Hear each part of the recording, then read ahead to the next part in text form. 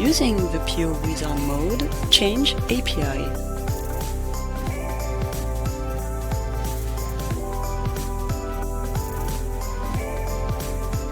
This mode enables you to change existing data for standard POs and blanket releases.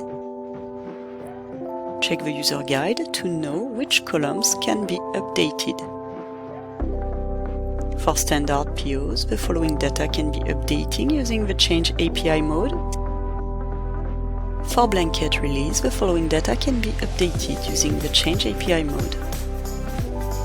Updates of blanket purchase agreements will be explained later in this video.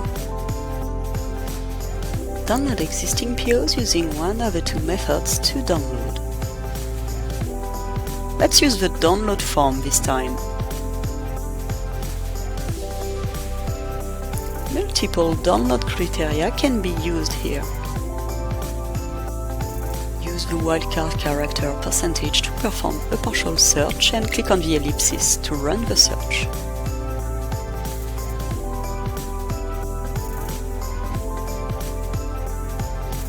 Let's do some updates on these purchase orders.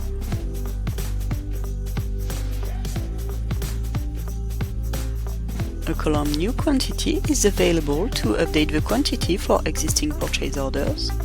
Type the new quantity, copy-paste it, or use a formula to calculate this new quantity. Highlight the records to update and upload the selection.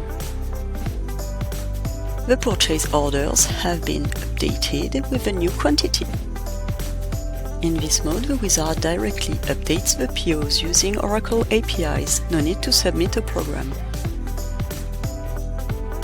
A column New Price is available to update the item price on the PO lines. Enter the new price, highlight the POs, any column, and upload the selection.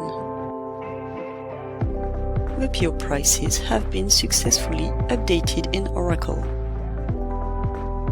You can also update descriptive flex fields. Double-click on any cell to bring up the user form. Add, change, or erase the attribute value by entering blank. You can perform the following shipment section updates on purchase orders and blanket releases. A column is available to update the shipment quantity. A column is available to update the shipment price. A column is also available to update the shipment promise date. And finally, a column is available to update the shipment need by date. Highlight the POs or blanket releases updated and upload the selection. The PO descriptive flex fields and shipment information have been successfully updated.